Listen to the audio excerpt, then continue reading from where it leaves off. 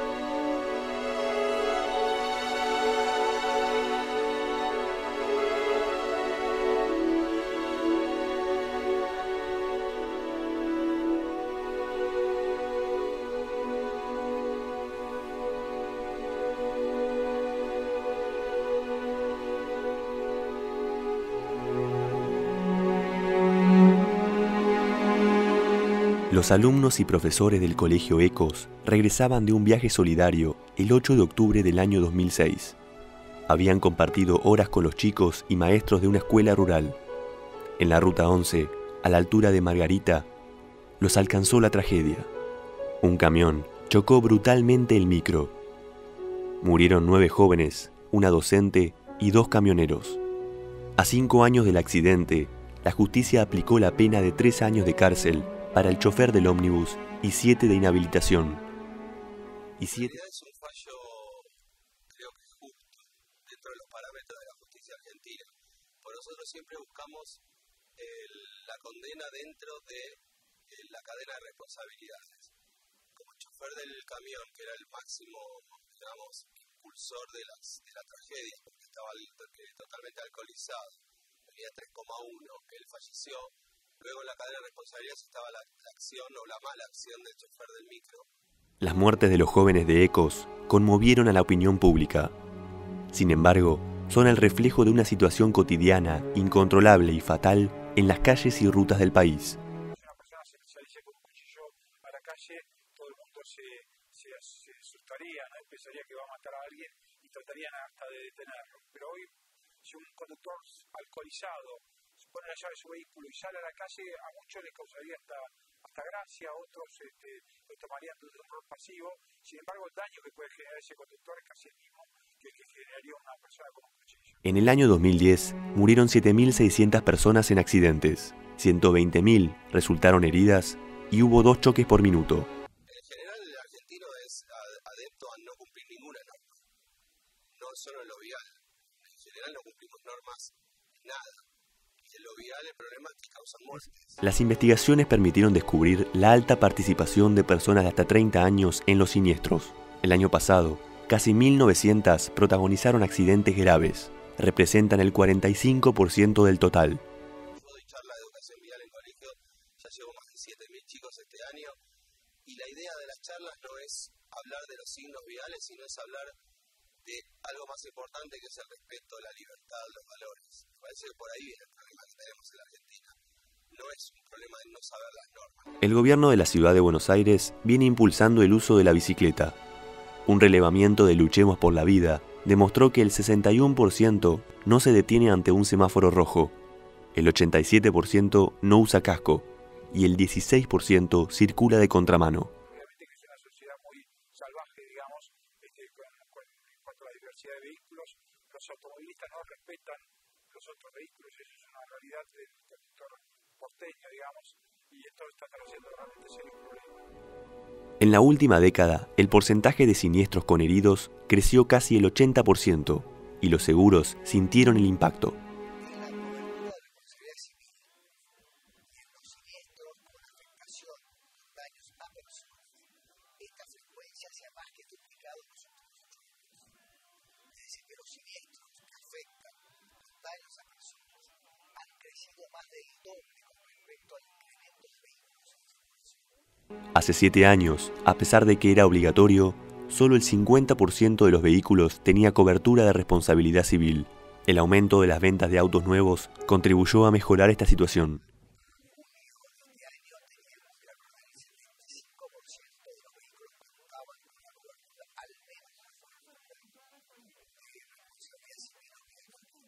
Sigue siendo preocupante que uno de cada 4 vehículos. Hace algunos años, Carlos Nino definió a la Argentina como un país al margen de la ley. La alta tasa de choques, heridos y muertos en accidentes expresan el comportamiento de una sociedad que desafía irresponsablemente las normas. Yo estoy trabajando en el tema desde que murió mi hijo y ahora me dedico al tema. Falta mucho. Lo que pasa es que esto es un cambio cultural. Las principales causas, digamos, bueno, uno puede estar en la cultura transgresora de los argentinos, ahora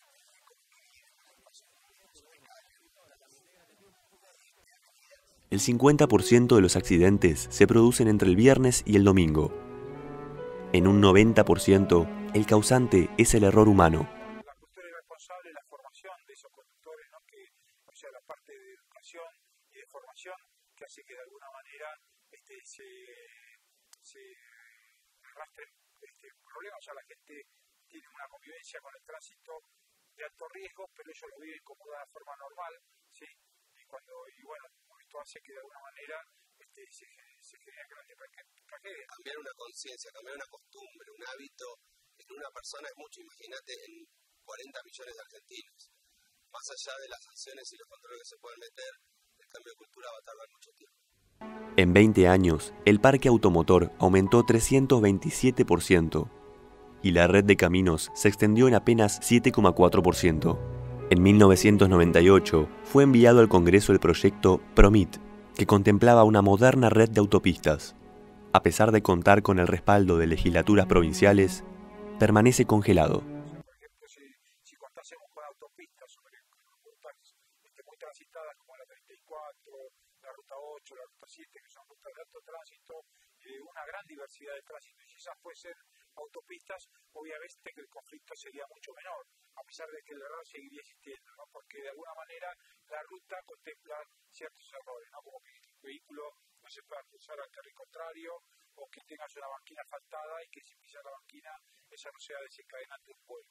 Y la infraestructura vial frente a este incremento significativo de vehículos y de circulación no solamente no es la misma, sino que se ha ido envejeciendo. Una de las respuestas del Estado para reducir el problema fue sancionar una nueva ley de tránsito y la creación de la Agencia Nacional de Seguridad Vial. Toda la ley es perfectible, pero creo que esta ley tiene todos los puntos para tratar de paliar la gran cantidad de muertos.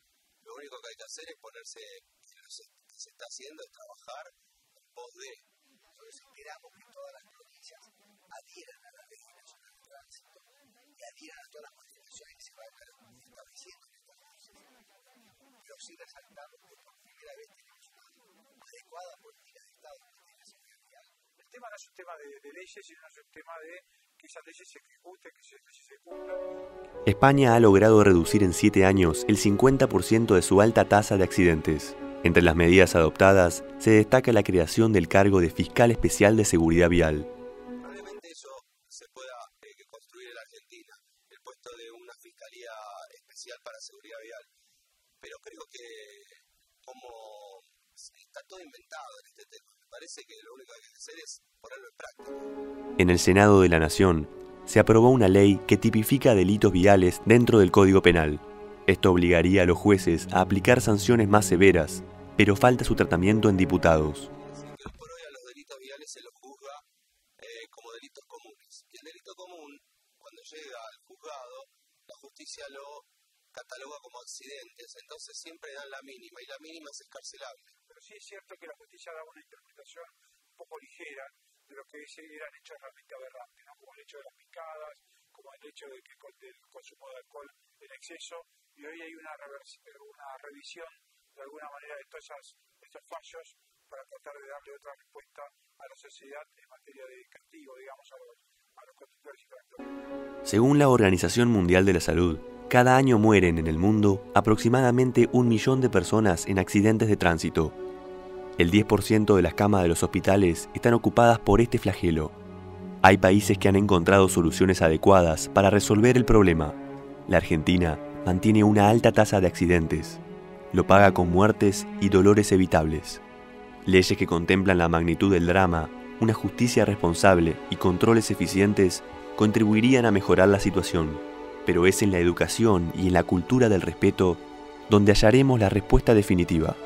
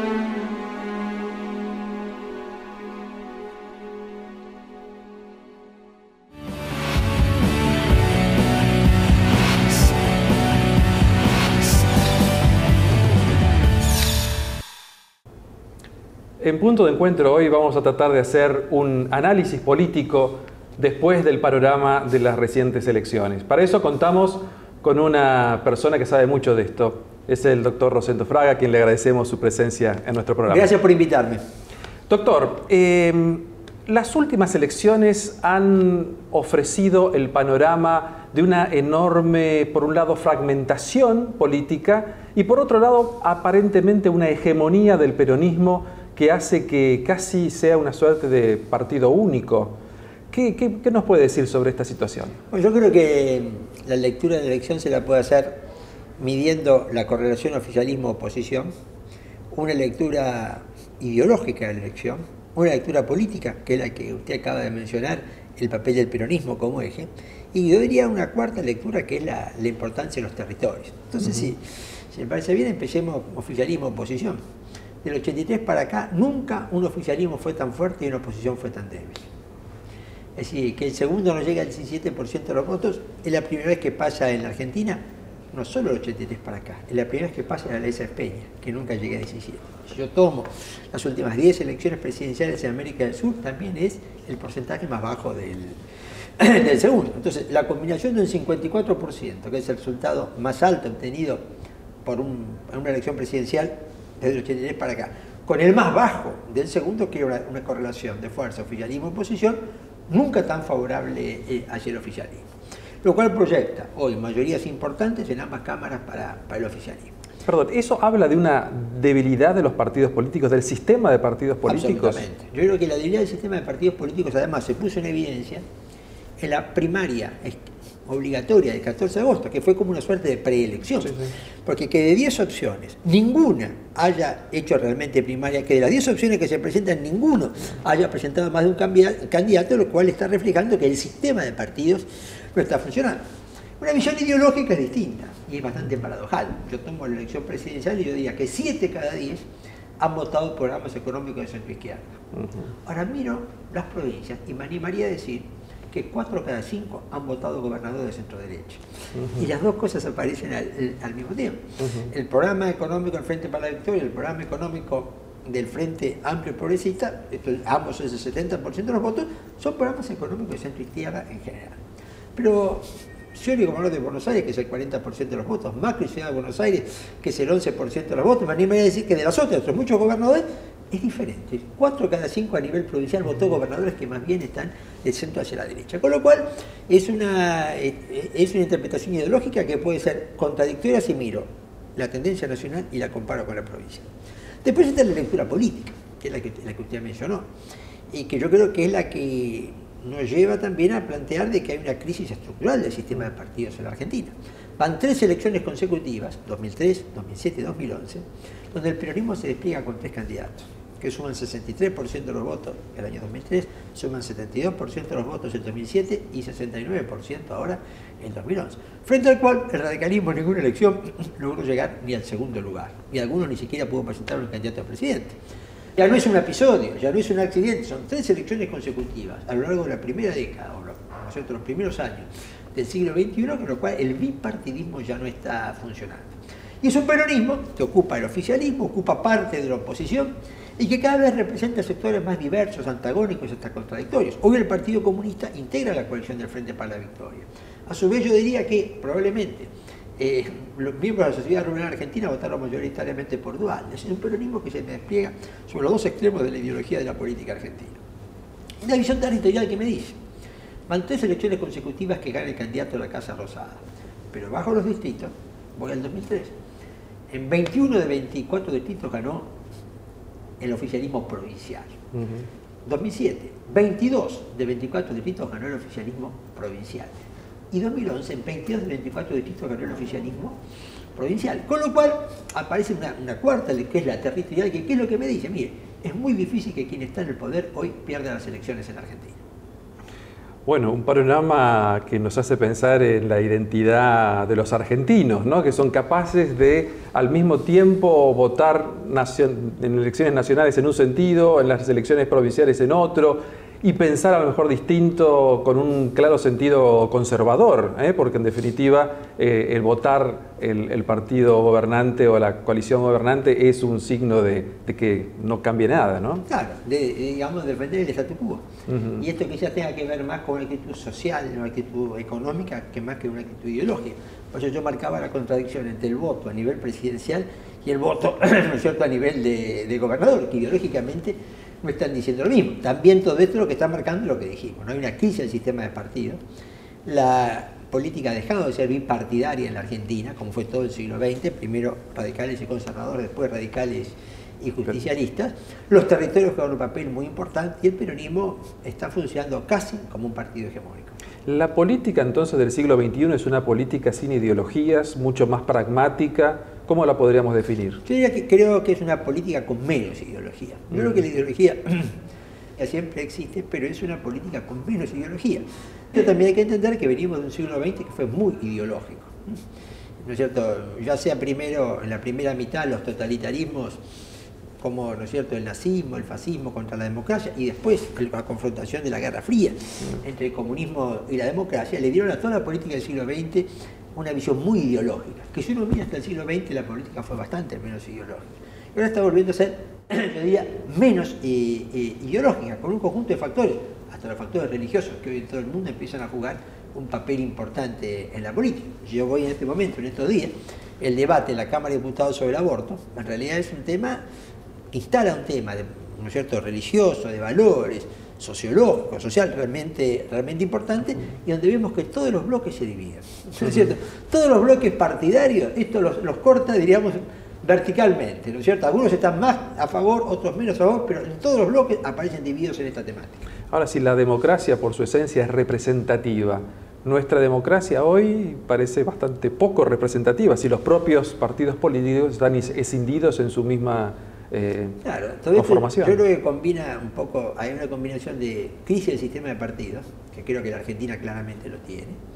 La última vez que el peronismo eligió su candidato a presidente en una primaria, una interna, una elección interna, fue el año 88. Casi un cuarto de siglo que el peronismo no elige su candidato a presidente en una, lo que llaman una interna, una primaria partidaria. Esto ya me dice que es una fuerza política muy poderosa, pero que no funciona realmente como partido. Quizás el radicalismo sea un partido que ya no es una fuerza política. Sus intendentes, sus gobernadores se despliegan en la política nacional, ya sin la lealtad partidaria, sino que en función, y muchos de ellos van con candidatos a presidente del peronismo, como lo hemos visto en la última elección. Entonces la ideología es un anclaje más débil que antes. Los partidos también se han debilitado más en la Argentina, ¿no es cierto?, que en otros lugares, y esto es un desafío, como usted dice, para la representación política, que además se enfrenta a fenómenos absolutamente nuevos. Antes, digamos que el presidente o el gobernador, o que fuera, se medía cada 2 años. Había elecciones cada 2 años, ¿no es cierto?, donde el test era cada 2 años. Hoy, entre las encuestas cotidianas que salen en los medios, más los medios, ¿no es cierto?, es decir, lo que es Internet, lo que es el Facebook, lo que es Twitter, todo esto genera donde el consenso se mide diariamente. Y esto evidentemente es un gran desafío para la representación. Paradójicamente, en el siglo XXI en Argentina parece que estamos más cerca del siglo XIX y los caudillos del siglo XIX que de los partidos del siglo XX. En parte sí, en parte sí. Por eso yo dije, la cuarta lectura de la elección es la territorial, ¿no es cierto?, donde en los territorios políticos pasan a importar y muchas veces se anteponen los territorios políticos hacia, ¿no es cierto?, hacia la ideología.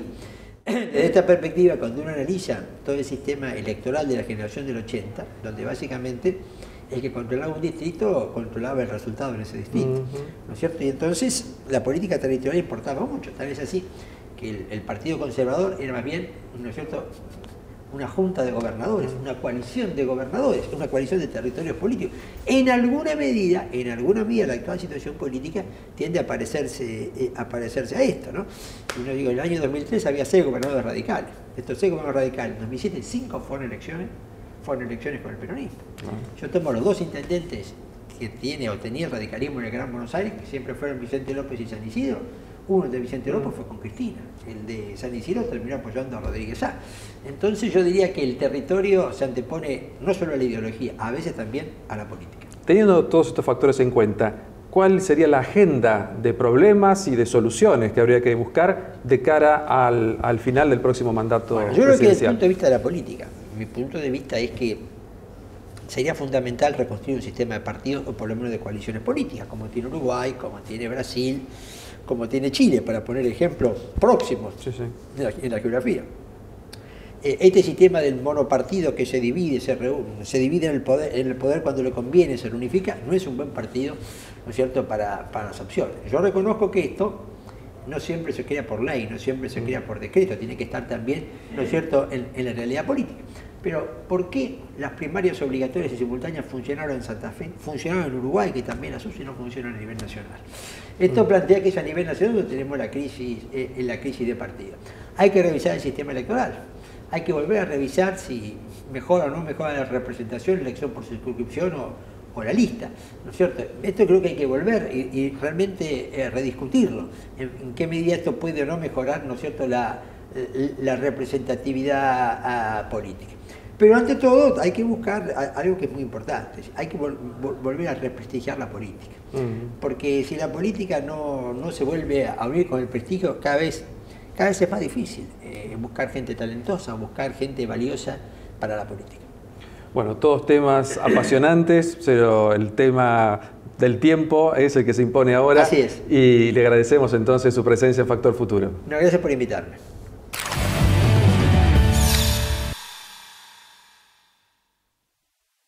Bueno, y esto ha sido todo por hoy. Gracias por acompañarnos en Factor Futuro y será hasta la semana que viene.